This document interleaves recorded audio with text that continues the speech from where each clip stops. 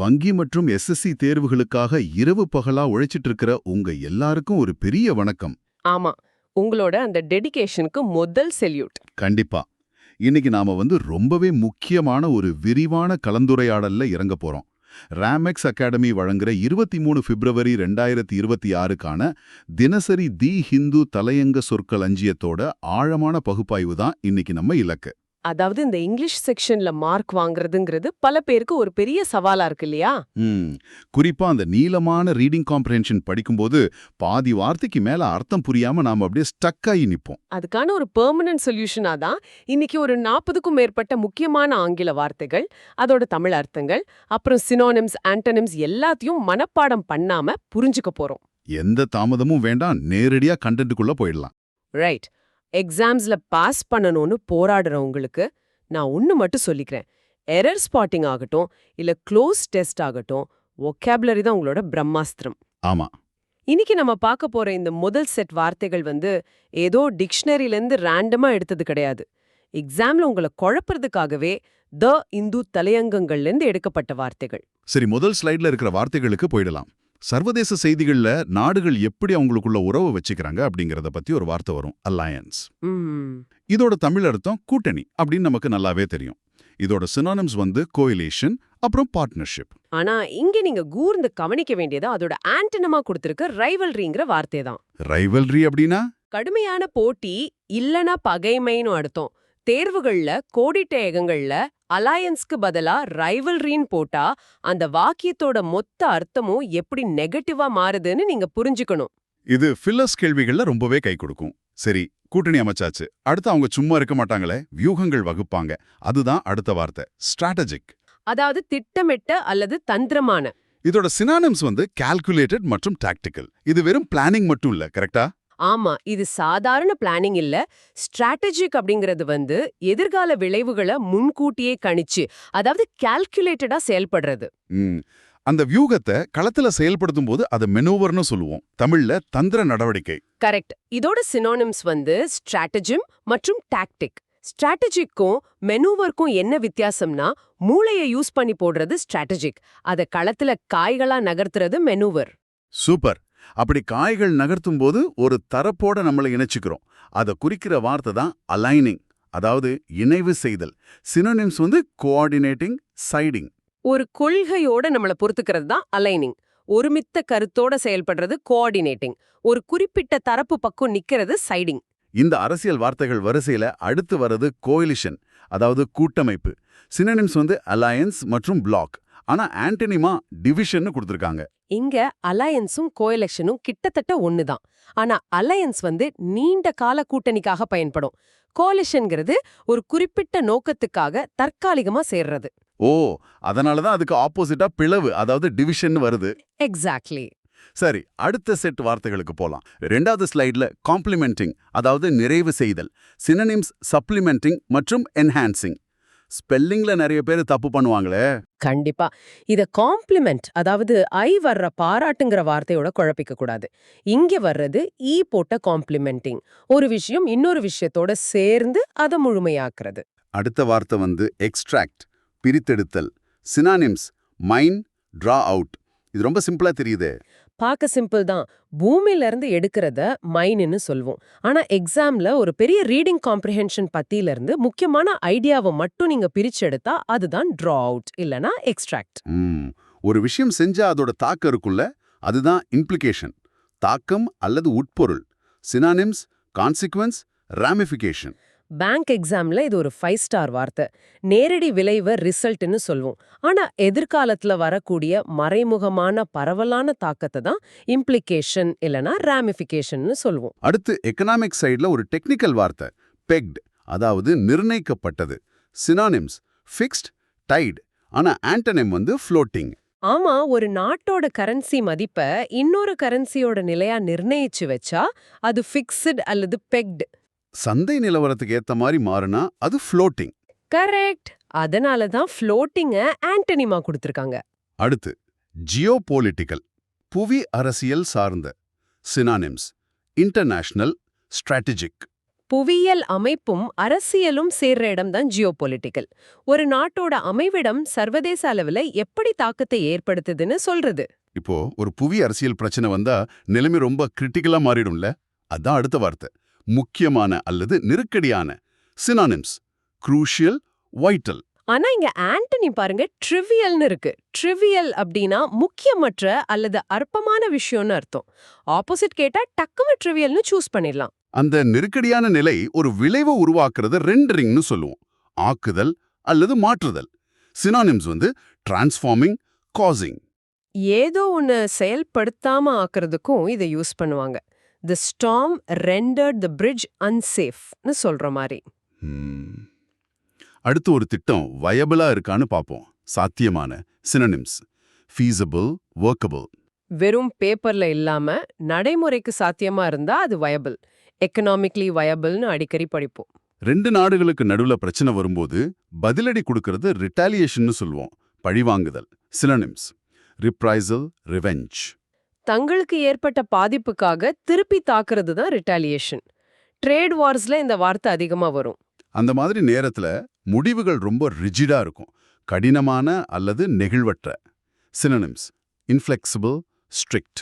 வளைஞ்சு கொடுக்காத தன்மையை ரிஜிட்னு சொல்லலாம். இதுக்கு நேர் எதிரான வார்த்தை தான் ஃப்ளெக்சிபிள். பாதி கிணத்தை தாண்டிட்டோம். கேட்டுட்டு இருக்கிற ஸ்டூடெண்ட்ஸ் இதை திரும்ப திரும்ப கேட்கும்போது நல்லா பதிஞ்சிடும். சரி, அடுத்த ஸ்லைட்ல கார்ட் ரெயில்ஸ், பாதுகாப்பு வரம்புகள். Synonyms safeguards, restrictions. மலைப்பாதையில தடுப்புகள் இருக்கும்ல, அதுதான் கார்ட்ரெயில்ஸ். அதே மாதிரி பொருளாதார வீழ்ச்சி வராம தடுக்க அரசாங்கம் விதிக்கிற கட்டுப்பாடுகளை தான் நியூஸ் பேப்பர்ல கார்ட்ரெயில்ஸ்னு எழுதுவாங்க. சூப்பர் உருவகம். நம்ம இலக்க நோக்கி ஓடுறத பர்சியூயிங்னு சொல்லுவோம். தொடர்ந்து முயறுதல். Synonyms seeking, chasing. பேங்க் வேலையை தேடி நீங்க ஓடுறீங்க இல்லையா, அதுதான் பர்சியூயிங் அ கரியர். ஒரு விஷயத்த துரத்தி போறது. அந்த பயணத்துல பல தடைகள் வரும். அதான் டிஸ்ரப்ஷன்ஸ், இடையூறுகள். Synonyms interruptions, upheavals. ஒரு சீரான ஓட்டத்துல வர பெரிய தடையை தான் டிஸ்ரப்ஷன்னு சொல்றோம். பெரும் குழப்பத்தை அப்ஹீவல்னு சொல்லுவோம். அந்த நேரத்துல கவர்மெண்ட் புது வரிகளை திணிப்பாங்க. அது இம்போஸ், திணித்தல். Synonyms enforce, levy. ஆனா ஆண்டனிமா ரிப்பீல்னு வந்திருக்கே. இத நல்ல கவனிங்க. ஒரு வரிய மக்கள் மேல திணிக்கிறது இம்போஸ் இல்லனா லெவி. ஆனா அப்படி போட்ட வரிய திரும்ப பெறறதுக்கு பேரு தான் ரிப்பீல். இது ரெண்டும் எக்ஸாம்ல அடிக்கடி ஜோடியா வர்ற ஆப்போசிட்ஸ். அப்படி திணிக்கப்படுற சட்டங்களுக்கு நாம இணங்கி நடக்க வேண்டியிருக்கு. அது அக்கார்டன்ஸ், இணக்கம். Synonyms conformity, compliance. In accordance with ரூல்ஸ்னு சொல்லுவோம்ல, விதிமுறைகளுக்கு கீழ்ப்படிஞ்சு நடக்கிறது தான் அது. அடுத்து சட்டம் மற்றும் அதிகாரப்பூர்வ வார்த்தைகள். அசர்ஷன் உறுதியான கூற்று. Synonyms claim, declaration. ஒரு விஷயத்தை ஆணித்தரமா முன்வைக்கிறது தான் அசர்ஷன். ஆர்சி கேள்விகள்ல what is the author's assertion அடிக்கடி கேட்பாங்க. வல்லரசு நாடுகள் சில நேரத்துல யூனிலேட்டரலியா முடிவெடுப்பாங்க, ஒரு தலைப்பட்சமாக. Synonyms independently, solely. யூனினா ஒன்னு, மத்தவங்க கிட்ட கேட்காம தனி ஒருவரா முடிவெடுக்கிறது தான் யூனிலேட்ரலி. அப்படி எடுக்கிற முடிவுகள் சட்டத்தை மீறலாம். அது கான்ட்ரவெயின்ட், மீறப்பட்டது. Synonyms violated, breached. கான்ட்ரானாலே எதிரான அர்த்தம். ஒரு சட்டத்தையோ ஒப்பந்தத்தையோ மீறது தான் கான்ட்ரவீன்ட். இதுக்கு ஒரு அனுமதி தேவை. அது ஆத்தரைசேஷன், அனுமதி. Synonyms sanction, mandate. கவர்மெண்ட் நிதி ஒதுக்கி ஒப்புதல் அளிக்கிறது சாங்ஷன். கட்டளையா வெளியிடுறது மேண்டேட். அடுத்த வார்த்தை ஸ்டாட்யூட், சட்டவிதி. சினனிம்ஸ் லா, ஆக்ட், ஆர்டினன்ஸ். இது பார்க்க சிலை, அதாவது ஸ்டாட்யூ மாதிரி இருக்கே. இது ஒரு பெரிய செக் பாயிண்ட் ஸ்டூடெண்ட்ஸ்க்கு. ஸ்டாச்சுனா சிலை. ஆனா நடுவுல ஒரு டி வந்து ஸ்டாச்சுன்னு வந்தா அது அதிகாரப்பூர்வமா ஏற்றப்பட்ட சட்டம். இந்த வித்தியாசத்தை தெளிவா புரிஞ்சுக்கணும். கண்டிப்பா. அடுத்து நிர்வாகம் சார்ந்த வார்த்தைகள். ரெகுலேட் ஒழுங்குபடுத்துதல். Synonyms govern, oversee. ஒரு துறைய சரியான விதிமுறைகளுக்குள்ள இயங்க வைக்கிறது. ஆர்பிஐ எல்லா பேங்கையும் ரெகுலேட் பண்ற மாதிரி. அடுத்து கான்ஃபர் வழங்குதல். Synonyms bestow, grant. ஆண்டனிம் பாத்தீங்கன்னா ரிவோக் தான் சொல்லுவாங்க. மறைமுகமாக குறிப்பிட்டது. Synonyms inferred, hinted. சாடையாவோ இல்ல சூழ்நிலைய வச்சோ புரிஞ்சுக்கிற மாதிரி சொல்றது. வாட் இஸ் இம்ப்ளைட் இன் த பேசேஜ்னு ஆர்சில கட்டாயம் ஒரு கேள்வி வரும். திடீர்னு அபராதம் விதிக்கிறத ஸ்லாப்டுன்னு சொல்றாங்க. திடீரென விதித்தல். Synonyms imposed, லெவீட். நாம் ஏற்கனவே இம்போஸ் பார்த்தோமே. ஆமா, அதே அர்த்தம்தான். சாதாரணமா ஸ்லாப்னா அரையிறது. ஆனா நியூஸ்ல ஸ்லாப்ட் வித் ஹெவி ஃபைன்னு வந்தா திடீர்னு பெரிய அபராதம் விதிச்சாங்கன்னு அர்த்தம். அந்த அபராதம் பெருசா இருந்தா அது வாப்பிங், மிகப்பெரிய. Synonyms: enormous, staggering. நம்ப முடியாத அளவுக்கு பெருசா இருந்தா a whopping 50% இன்க்ரீஸ்னு சொல்ற மாதிரி. கடைசி செட்டுக்கு வந்துட்டோம். பேச்சுவார்த்தை நடத்துறவங்கள நெகோஷியேட்டர்ஸ்னு சொல்றோம். பேச்சுவார்த்தையாளர்கள். Synonyms: mediators, diplomats. நாம இருந்தா அது லிம்போ, நிலையற்ற நிலை. Synonyms: uncertainty, stasis. எந்த முன்னேற்றமும் இல்லாம அந்தரத்துல தொங்கிட்டு இருந்தா அது ஸ்டக் இன் லிம்போ. அதுல சில சலுகைகள் கொடுத்தா கன்செஷனரி, சலுகை அடிப்படையிலான. Synonyms: preferential, subsidized. குறைஞ்ச விலையில கொடுக்கறது கன்செஷனரி லோன்ஸ்னு எக்கனாமிக்ஸ்ல வரும். ரெண்டு நாடுகளுக்கு இடையிலான உறவு பைலேட்ரல், இருதரப்பு. Synonyms: mutual, reciprocal. பைனா ரெண்டு, பரஸ்பர அல்லது பரிமாற்ற உறவுகளை தான் அப்படி சொல்வோம். ஒருவேளை உறவு முறிஞ்சு தப்பு செஞ்சா பியூனிட்டிவ் நடவடிக்கைகள் வரும், தண்டனை நோக்கிலான. Synonyms: penal, retributive. தண்டனை வழங்குற நோக்கத்துல எடுக்கிற ஆக்ஷன்ஸ் தான் பியூனிட்டிவ். அதிகாரத்தை பறிச்சு செயல்படாம ஆக்குறத டிஃபேங்க்டுன்னு சொல்றாங்க, ஆற்றல் இழக்கச் செய்யப்பட்டது. Synonyms: neutralised, weakened. இது சூப்பரான வார்த்தை. ஃபேங்குனா பாம்போட விஷப்பல். அதை பிடுங்கி எடுக்கிறது தான் டிஃபேங். ஒரு அமைப்போட அதிகாரத்தை பறிக்கிறத நியூஸ் பேப்பர்ல இப்படி உருவகப்படுத்துவாங்க. வாவ். அடுத்து வலிமையான அமைப்பை ரோபஸ்ட்னு சொல்லுவோம், வலுவான. Synonyms: study, resilient. எந்த சூழ்நிலையையும் தாங்கி நிக்கக்கூடிய தன்மை. ரோபஸ்ட் எக்கானமின்னு சொல்லுவோம்ல, அதுதான். சட்டத்துக்குன்னு ஒரு எல்லை இருக்கும், அது ஸ்கோப், வீச்சு அல்லது எல்லை. Synonyms: extend, ambit. ஒரு திட்டம் எவ்வளோ தூரம் விரிவடைஞ்சிருக்கு அப்படிங்கிற அதிகார எல்லை தான் ஸ்கோப். அந்த எல்லைக்குள்ள எது அனுமதிக்கப்படுதோ அது பெர்மிசிபிள், அனுமதிக்கப்பட்ட. Synonyms: allowable, legitimate. சட்டப்படி எது நியாயமானதோ அதுதான் பெர்மிசிபிள். 40வது வார்த்தை டெஃபனிங், செவிடாக்கும். Synonyms: overwhelming, தண்டரஸ். இது சத்தத்துக்கு மட்டும்தானா? இடி சத்தத்துக்கு யூஸ் பண்ணுவாங்க, ஆனா நியூஸ்ல டெஃபனிங் சைலன்ஸ்னு எழுதுவாங்க. அமைதியே காதை அடைக்கிற அளவுக்கு அழுத்தமா இருந்ததுன்னு சொல்ற இலக்கிய பிரயோகம் இது. மிகச்சிறப்பு. 40 வார்த்தைகளையும் அதோட பின்னணியோட ரொம்ப தெளிவா ஆராய்ஞ்சிட்டோம். இப்போ இன்றைய மரபு தொடர், அதாவது இடியம் ஆஃப் த டே. இன்னைக்கு நாம பார்க்கறது ஃபார் அ சாங். இதோட தமிழ் அர்த்தம் மிக குறைந்த விலைக்கு.